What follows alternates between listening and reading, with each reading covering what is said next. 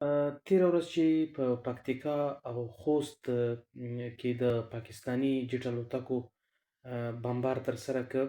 پاکستاني پوځونه وایي چې دوی په دغه سیمو کې د ټي ټي پي مشر عبدالله شاه په نښه کړی و او دوی دا بمبار پر هماغه ترسره کړ. خو د دې بمبار څخه وروسته 1 ساعت یا 2 ساعته وروسته بیا عبدالله شاه خپله یو ویډیویي پیغام راووتو. په ویډیویي پیغام کې وایي چې زه روغ و جوړ یم او زه په شمالي وزیرستان کې شتون لرم او پاکستاني پوځونو یا پاکستاني جټ الوتکو چې کوم ځای کې بمباري کړې هغه یې په عامو خلکو کړې. په دغې دوو بمباریو کې چې یوه پکې د پکتیکا په برمل ولسوالۍ کې وه او یو پکې د خوست سپیرې ولسوالۍ کې وه، په دې کې تقریبا 8 تنه د ماشومانو او ښځو په ګډون 8 تنه شهیدان شول.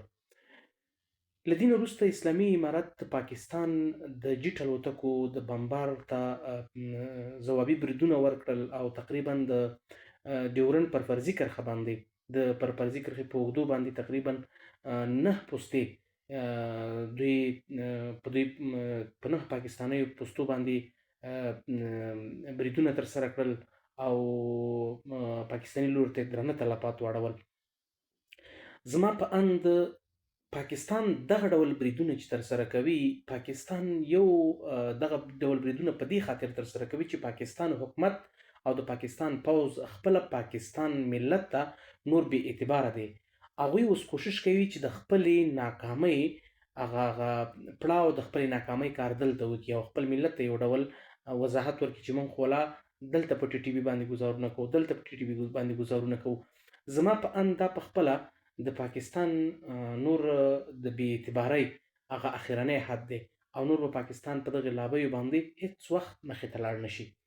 زه من حیث د یو ژرنالیست دا خبره کوم چې دوه حکومتونه چې کله سره مثلا سره اړم کېږي یا یو بل سره ښکر په ښکر کېږي، دا جنګ نه د یو ډول طرف ته هم په ګټه نه دی. نو ښه خبره دا ده چې افغانستان او پاکستان